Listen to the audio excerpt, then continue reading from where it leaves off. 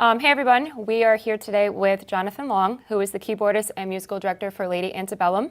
Thanks for joining us here. Thanks for having me. So we wanted to ask you a few questions about your career, about you as a musician. Sure. So first off, how did you get your start in music? How did you know that was the path for you? Well, I started playing classical music at the age of 7 in Nashville. I'm from Nashville, Tennessee, and studied classical music all the way from 7 till 18. Got pretty heavy into it and did some, it was like one of those 4-hour day practicing after school type thing.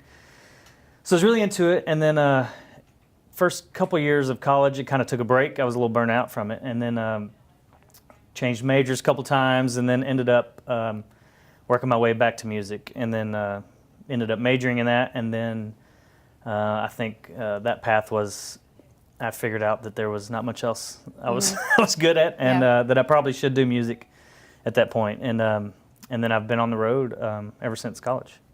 Okay. Who are some of your musical influencers? Influences are, you know what, I grew up listening to all kinds of stuff, but I love like Stevie Wonder. I like a lot of that that soul stuff. Bill Withers. I play country, but I think when I'm turning on the music to listen to myself, I go kind of back to the old school stuff. Yeah, I would say probably Stevie is for sure. Who's also a chord artist. Oh, nice. Yeah, yeah. Well, there you go. Sticking together. So you're the musical director for Lady Antebellum as well as the keyboardist. What is your role as musical director? What is a day in the life like? Sure. My role is, it varies from time to time. If we're gearing up for a tour, then I'll do some coordinating and run some of the rehearsals when it's just the band members before the singers come in. And then if we're on tour, day to day, I'll kind of run sound check a bit, and then to a certain extent, and go between the artists and the band. If they want to change something and we're not in a rehearsal space or something, then I'll kind of coordinate all that stuff. During the show, I'm in charge of kind of a little bit in charge of the flow of the set list, and there's some kind of eye contact with the artist and making sure if they want to switch up the set list, then I kind of they come to me, communicate with me, and then I make sure everybody knows. And then I also run some of the backing tracks and click tracks and stuff. I coordinate all that from my keyboard station. And you use the Kronos mostly throughout your performances? Right now I'm using two. Nice. Yeah, I have a 61 key stacked on top of an 88 key. So what is it about the Kronos itself that's different from other synths out there? I think it's the sounds. I mean, you know, that's what drew me in the first place.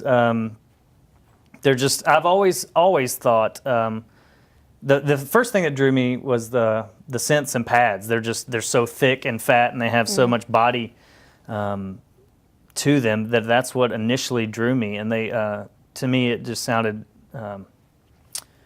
had so much more volume. That's not the right word, but so much more girth, I guess, than a lot of the other stuff out there. And then, so I got in there to started using those kind of sounds, the synths and pads, and then I ended up getting the 88 key, and now I'm playing all my piano and electric piano stuff from there as well. And I love the all the onboard screens and stuff where I can get in there and kind of tweak it on the go. Is really fun and cool. So yeah, just the sounds.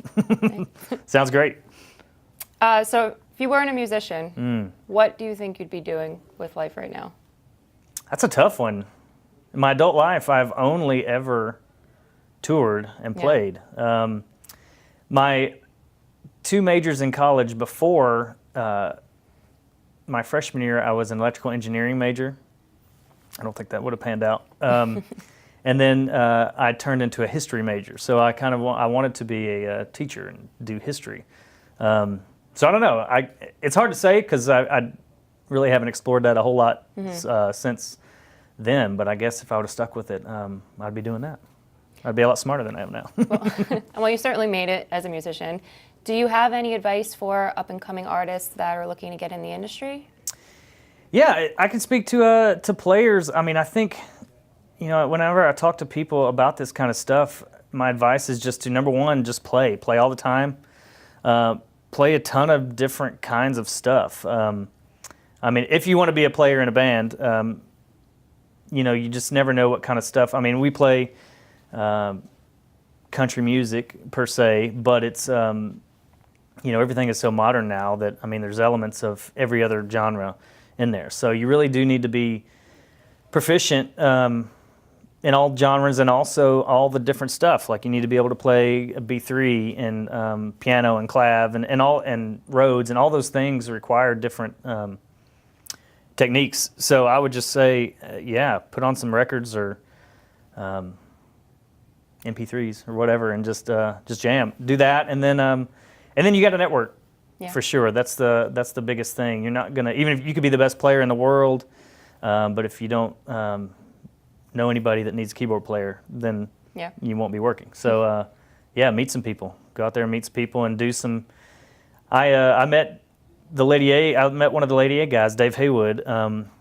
We were both in some off time from our regular gigs at that time, and we were doing a van trip to Wisconsin from Nashville. So we were all in a van, and that's where I met him before they had their record deal. So and then it worked into playing for Lady A for 8 years now. So. And was that your first touring gig? No, I was with Sarah Evans, kind of right out of college, and so I was with her for about 7 or 8 years, and then met the Lady A guys and played on their very first show in town at a little club, and then went on to when they got on the road, and then just kind of eventually made the switch from Sarah to Lady A, and been there since 08 or 09, I think.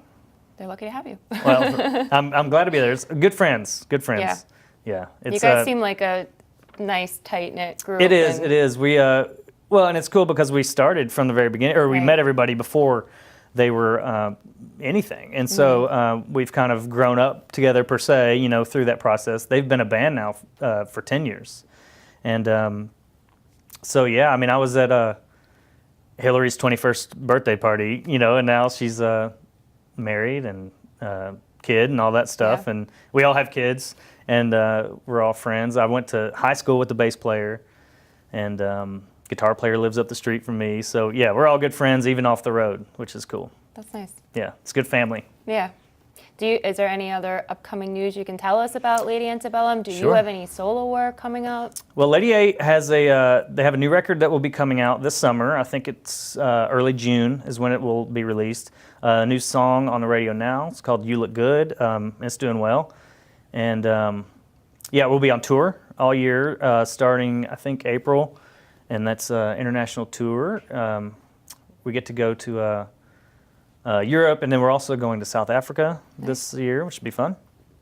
So that's what's going on with Lady A. As far as myself, it keeps me pretty busy. I have 3 daughters at home, and so when I'm home, I try to focus on that some. But I'm starting to get into some projects on my own too. So it should be fun. We'll see. Yeah, keep us updated. Yeah, certainly.